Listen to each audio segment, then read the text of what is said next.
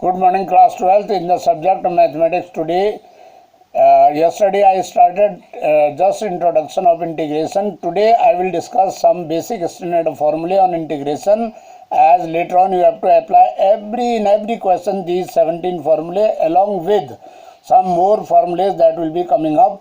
But in integration the rules are limited and the formulas are also limited, which you have to apply under the conditions which I will discuss in the later section of integration. So be careful. But before that, as yesterday I told you, integration is the antiderivative process.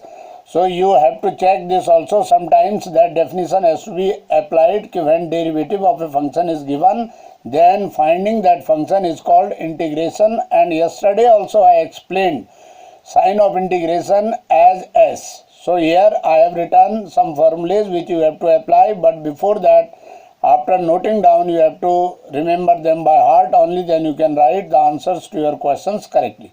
So first formula is for integration x to the power n into dx, where n is a real constant, and this is x to the power n plus 1 divided by n plus 1 plus c, where n should not be equal to minus 1. As you know, if n will be minus 1, then denominator will be 0.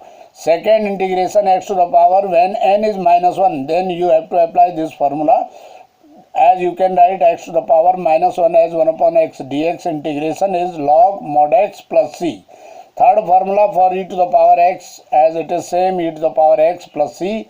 Fourth formula, you have integration a to the power x dx, which is a to the power x upon log a at the base e plus c. Fifth formula is integration 1 upon 1 plus x square into dx is tan inverse x. If you will see reverse derivative of tan inverse x, you have read in differentiation as 1 upon 1 plus x square. Therefore, by definition of integration 1 upon 1 plus x square dx will be tan inverse x. Similarly, integration 1 upon under root 1 minus x square dx is sin inverse x plus c. Integration, seventh formula, 1 upon x under root x square minus 1 into dx is sec inverse x plus c. These are some transcendental functions. Now I am coming to trigonometric functions. Question number 8, integrate sin x dx. So directly you have to write it as minus cos x plus c.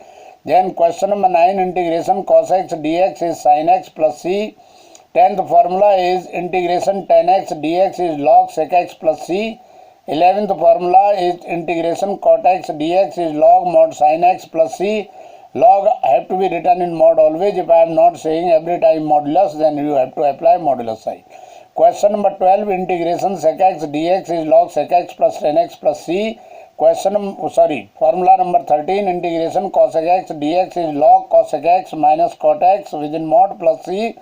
14th formula is integration sec square x dx is tan x plus c. 15, integration cosec square x dx is minus cot x plus c. Integration sec x tan x dx is sec x plus c. And 17th formula is integration cosec x into cot x into dx is minus cos x plus c. As you know, derivative of cosec x is minus cosec x into cot x. So integration cos x into cot x dx will be coming as minus cosec x. These are antiderivative processes which you have to apply later on in the question, and therefore remember them by heart. Now I have done some examples based on it. Question number 1, evaluate integration sin square x into dx. So if you see the table for trigonometric function, there is no any formula in the list for sin square x directly. So you have to change it into linear function. So sin square x from trigonometry you will write as 1 minus cos x upon 2. Then 1 by 2 you can take out of integration. Integration 1 into dx minus integration cos 2x into dx. And now it is integrable. As you know, integration of 1 is x because derivative of x is 1, antiderivative process. And integration of cos is given here as sin x, which is sin 2x, and coefficient of x must be 1 here, as in cos x the coefficient is 1. To make it 1 you have to divide it every time by same coefficient. So integration cos 2x I have written sin 2x upon 2. Then second example, integrate tan square x. So again in the table there is no any formula for tan square, but from trigonometry you can convert using identity. As you know, 1 plus tan square x is sec square x. So tan square x is sec square x minus 1. Why we are changing into sec square? Because we have a formula for sec square x, and that is tan x minus integration 1 is x plus c. So today I have only given these two examples to understand the process, and today's work for you is to remember all the formulas, and then from tomorrow onwards we will discuss more questions based on these formulas.